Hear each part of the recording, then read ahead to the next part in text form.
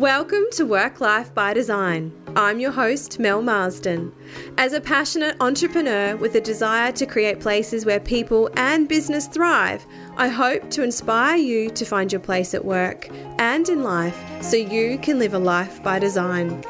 You'll hear stories of transformation, exploring everything from organisational psychology to brand, and identifying opportunities in your workplace and your life to inspire your human potential. So, let's get started.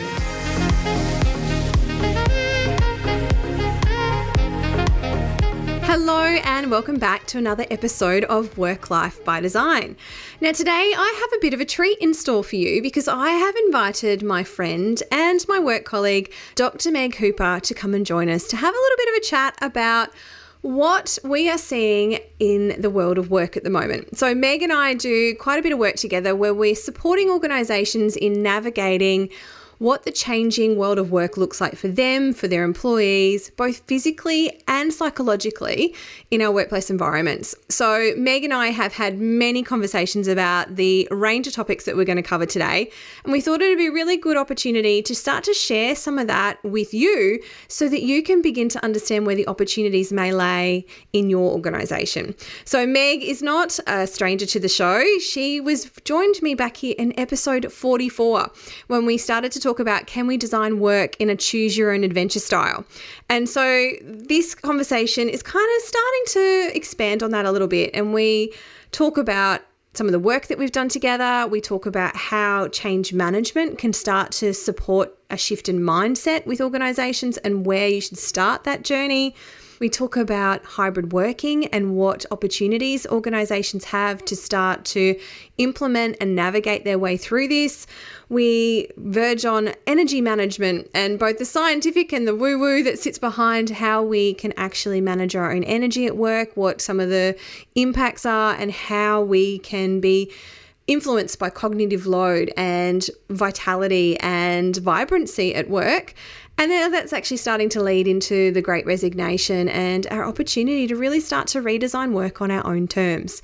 This is a pretty fun little conversation. Meg and I could talk for hours, as we often do, but we've tried to keep it short and sweet for you today to give you a bit of an overview about what opportunity sits in the wind for your organisation and how you might be able to take some of those first steps to implement it. So without any further ado, please let me introduce you to Dr. Meg Hooper.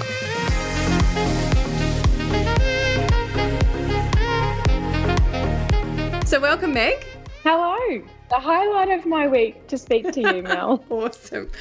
Well, today's chat's going to be a pretty casual one. So as the episode title suggests, we're on the couch with Dr. Meg Hooper today. So Meg is a psychologist with a PhD in organisational psychology. And the way that Meg and I work together is that when we are doing workplace strategy and change, Meg and I kind of partner up to help organisations navigate that, bringing two very different perspectives to the conversation to help them understand it from all the little nuances that start to fall into that.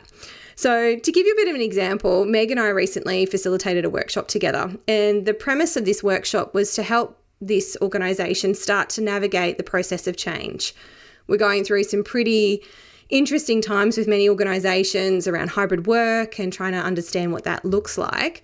So we took them through a process of helping them understand from an employee level what opportunities there are available to them, because many of us sort of are sitting in this platform where we only know what we're currently exposed to. We don't know how other organisations are working or what is possible.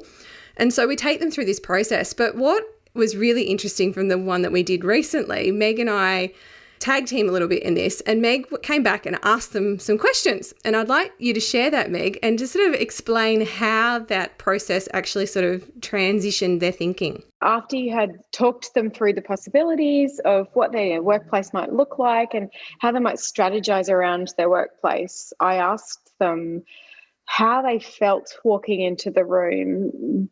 And it was really interesting. They were really open. I thought they were really open and said, I was ready to advocate. I was ready to be a bit combative. I was ready to stand up for my colleagues and really represent. And they were really open about that. And then when I asked them how they felt now, they felt really optimistic. They felt energized by the session. You know, they were sort of sharing this experience of hope for the future, and it was really nice. It was lovely to see a shift. And then I shared that observation with them. Your body language is completely different now than it was before. You were sort of all sitting rigidly in your chairs. You had sort of set jaw. Your responses were sort of minimal. And then as we worked through the process of the workshop, you started to relax. And now look at you, you're all sitting back in your chairs. Your bodies are open, your arms are open, you're using your hands to talk and all that kind of stuff. So it was a cool end to a workshop. That was only in like an hour and a half that we were able to shift that change. And, you know, the purpose of that workshop was for a few reasons. One, it was to start to engage with the different levels of the organisation, because we get brought in by the executive level to start making this process of change.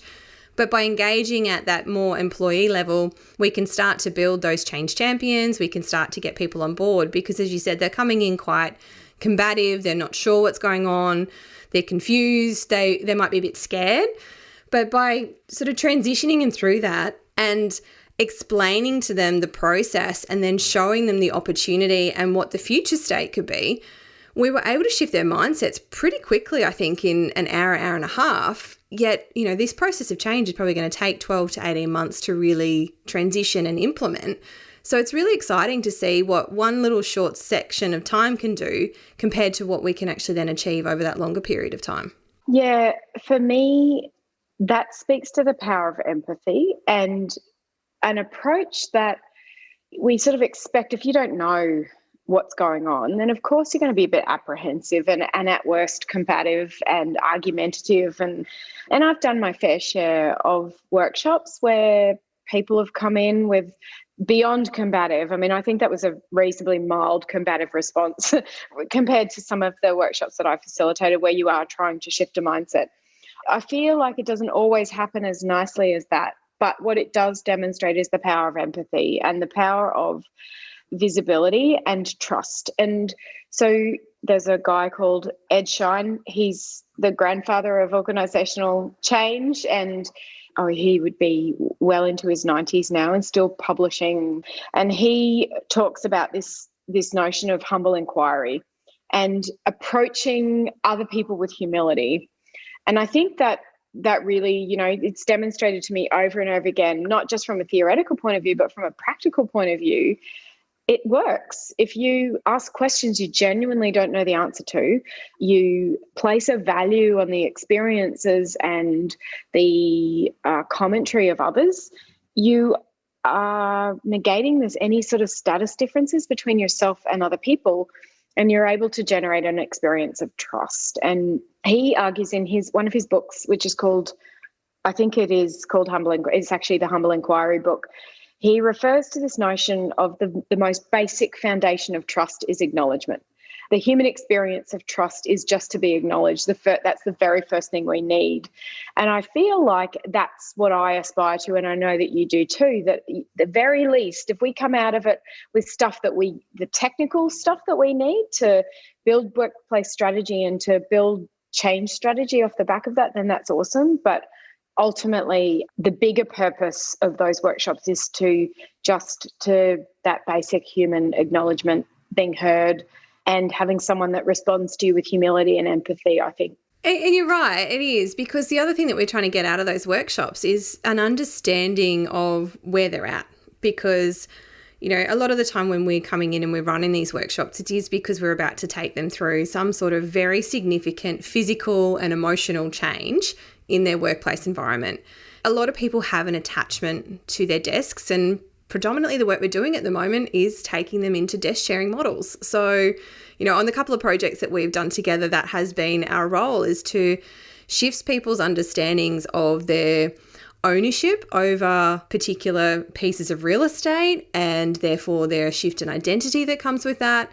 And even in that 1 hour, we had some significant shifts in that by just understanding their attachment to certain things and then questioning whether or not it's reasonable for them to maintain that ownership, because if they're not in the office, then that's a significant cost investment for a business, all of those things. From a psychological perspective, how would you explain some of that shift that we've seen, and how could you support other organisations who are going through this shift, or some of the ways that they could start to think about engaging their staff to support that transition? The first thing I think is that mindset of root cause. So when someone says to you, I have to have my own desk, really seeking to understand. So, and you can do that if you go in with a mindset of humility, like if you go in with that humble inquiry. So tell me more about that. What does that really look like? And then I need my stuff. I need my things close to me. And what do you do with the stuff? What function does the stuff have?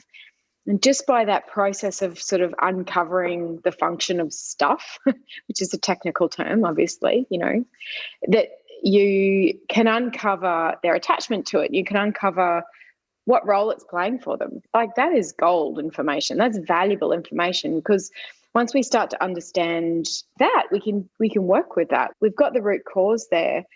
I think so. Then that leads me to this notion of belonging and identity. And sometimes in contemporary organisations, we forget about that stuff, and yet we are social animals, and the teams and groups that we belong to are a huge part of our identity and how we see ourselves and who we see ourselves to be. And so we look for ways to reinforce that sense of belonging, ways to reinforce that sense of identity. And our space is one of those places we go to. Yeah, we forget that. And that's why we see such heavy personalisation of space as well. That's right. I think it starts to communicate the essence of why change is important, because we can't just pick people up and put them into a new environment and expect it to work. We need to actually take them on that journey, because we need to understand where they're at, what the change is that we're trying to achieve, and what the underlying premises of that is. What is the organisation trying to achieve through this process? So it's being really clear on that then too.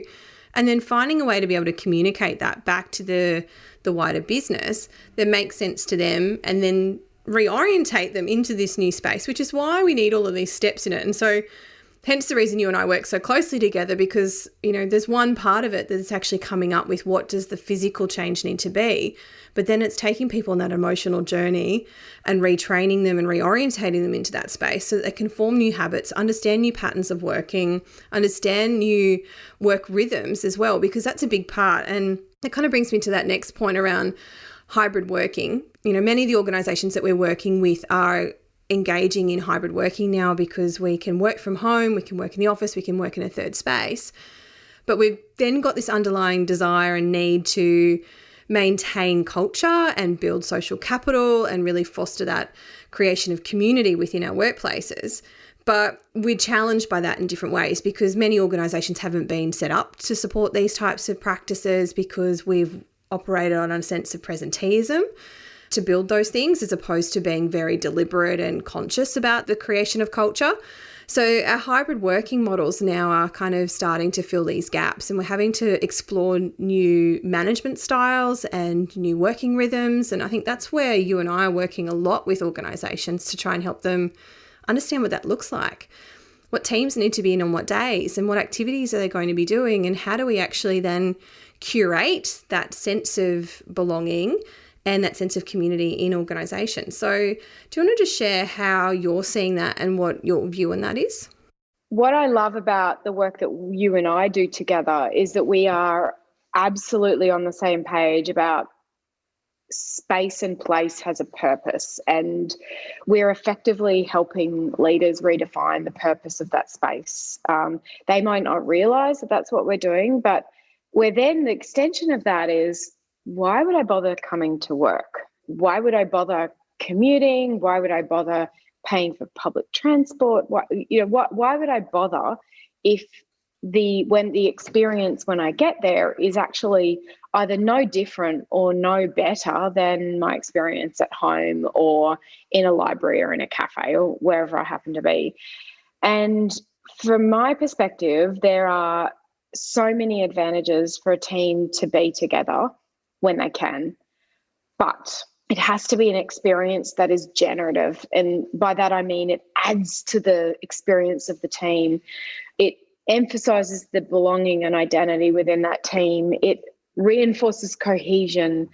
And I think I've just finished running a series of masterclasses with leaders where I asked them to rate, before I sort of took them on this conversational journey about what's the purpose of coming into work if you're leading a hybrid team. And I just asked them, just draw a horizontal line, and at one end of the line put completely connected, and at the other end of the line put completely independent. And I want you to mark where you think your team sits on there. It was really interesting, the conversations that happened after that. It's, if you want to build a case for connection for a team, then you have to acknowledge that there are so many things that play a role in reinforcing that sense of connection. And one of those is the avenues that you choose to connect. So connecting online, that's fine. It's a form of connection, but there's so many things missing in an online environment than there are face-to-face. Once as a leader, you've understood that for yourself, then you can make the case to your team to say, you know what, there's actually a huge amount of advantage for us just to get together face-to-face. And therefore, maybe that's how we're going to use this thing called the workplace to our advantage. Now, we know that for teams to be innovative, they need to collaborate. Now, for those leaders that put their teams right down the completely independent line, then we've got some work to do to say, well, maybe we need to think about how connected the team should be in order to not just do what you do, but do it better. Is this an opportunity to rephrase belonging to a team from that perspective? For people who are highly connected, like right up the other end, what does that actually look like? And is it an overdone strength? Are we connecting in ways that are actually not productive? They're not generative. They're not adding to the experience of the team. We're just connecting to the point where we all know each other's dogs' names and remember each other's anniversaries and birthdays. You start to unpack all of those sorts of things when you start to ask the question, what is the purpose of us getting together? Why would I force you to come into work? So if you then, the logical extension is, well, actually, as social animals, we get a lot of behavioural cues from the other people that are around us. In an online environment, those cues are often missing and sometimes interrupted by the fact that we are regulating our emotional response to things. So because I can see myself often, like I can see myself right now, and I'm, whether I'm conscious of it or not, I'm looking at you, but I can see myself in the corner of my eye, and I'm regulating inadvertently my facial expressions and my emotional response. That takes a lot of effort. So I'm actually distracted from the whole connection piece because I'm looking at myself. And we know that that's an effortful process because we know that emotional regulation is an effortful process. It's not to say that remote teams don't work. It's not to say that remote teams can't build and establish those really strong relationships. But I think there's a whole bunch of habit, practice, and really powerful leadership moments that have to happen.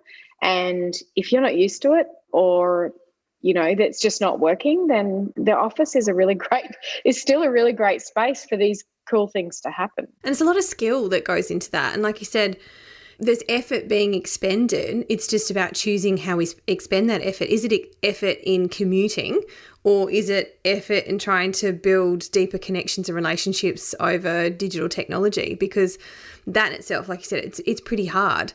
So I think it's about finding that happy balance and understanding, because I think, like you also said, if we are completely independent, then we're not collaborating, we're not getting different perspectives, different opinions to be able to challenge our own thinking, to better our own ideas. So that idea of divergent to convergent thinking.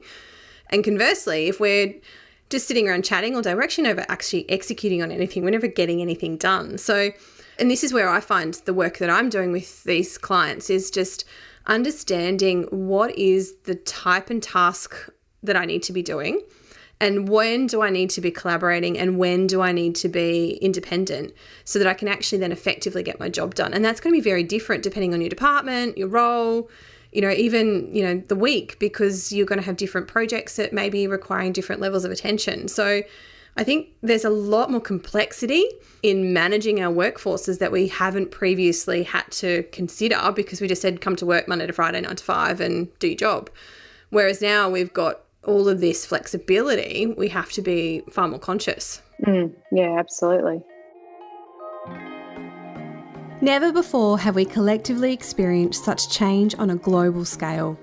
The pandemic, whilst on one hand has challenged us in ways that previously we could have only imagined, on the other, it has opened the doors to incredible opportunity. The opportunity to redesign our work lives in a way that works for us. An opportunity to disrupt, reset, and recreate our new normal. And to help you on this journey, I am so excited to bring to you the Work-Life Lounge. This is your VIP pass to accessing some of the greatest thought leaders in our world of work. So often we are told what we need to do and why we need to do it, but we are often left wondering, but how? How do I make the changes that I need to? And that's where the Work-Life Lounge is here to support you, to guide you step by step through the how, to take back control and design your work life on your own terms. I can't wait to see you in the lounge. Now, let's get back to the episode. You know, we've just been talking about the expenditure of energy and how that happens. And I have acknowledged this in workplace design for quite some time. You know, you and I have talked about this before, and there's the woo-woo kind of part of, you know, energy, and it's like, you know, generation and all that sort of stuff. But there's some science that sits behind this now. And, you know, we all know that there are particular activities that will energize us and there are things that drain us.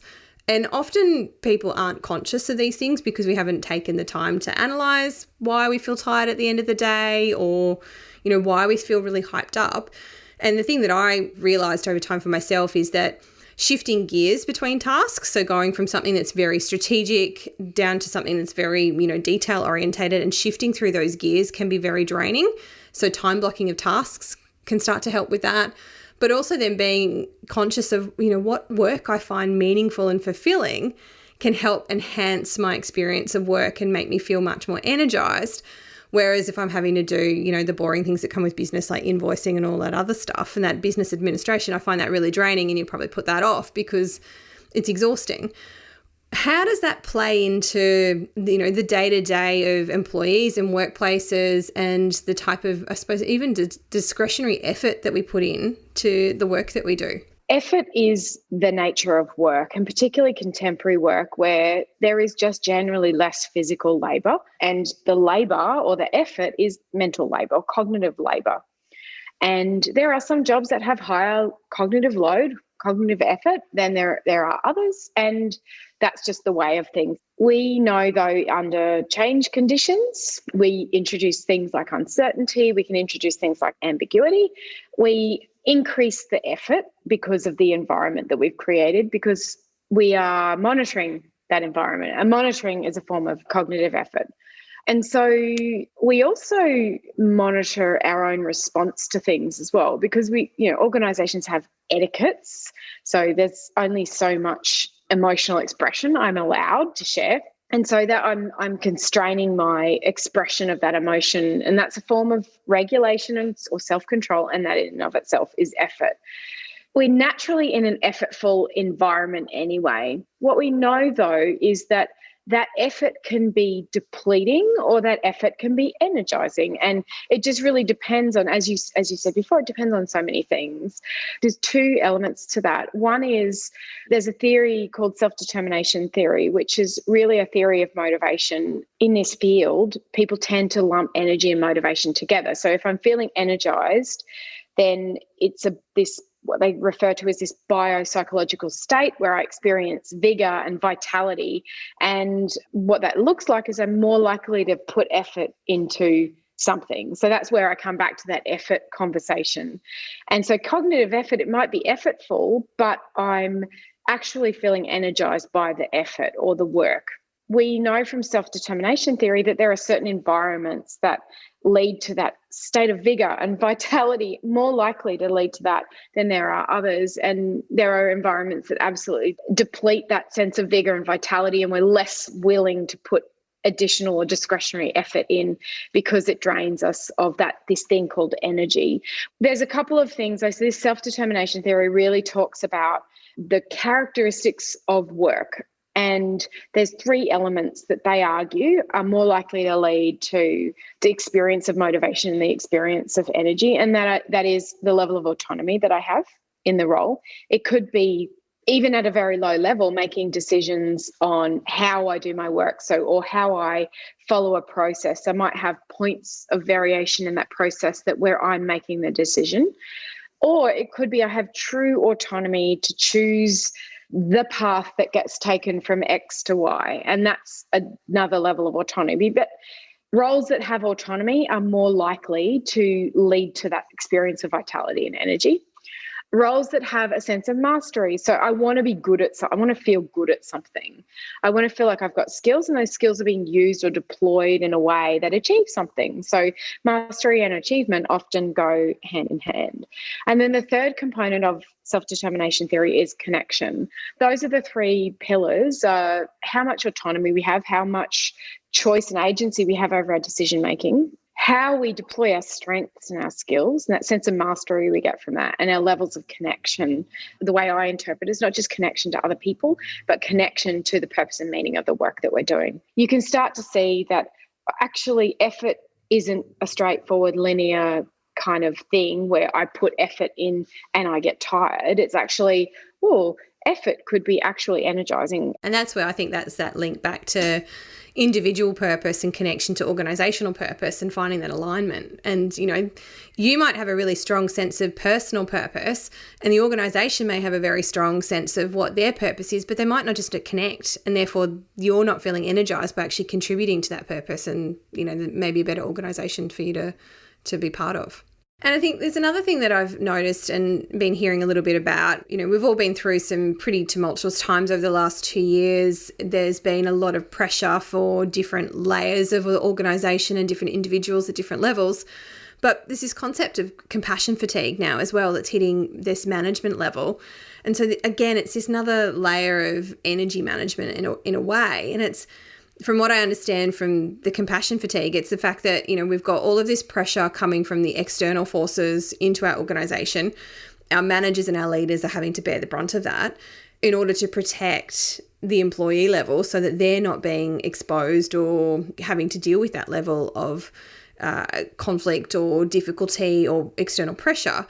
But that in itself has actually caused some really significant impact on the leaders. And then we've got to double that then with the Great Resignation and everything else that's happening at the moment. What's your take on that, or what's your viewpoint on how this has all sort of come into this big melting pot, and what can we be a bit more conscious of? I go back to this idea of energy and effort.